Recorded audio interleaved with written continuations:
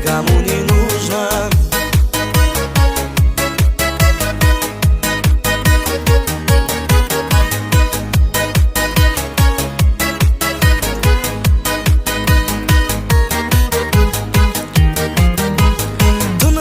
Жағасында қара торы жігіттер, сағыз шайнап бизнес жасап, газет сатып төгіптер.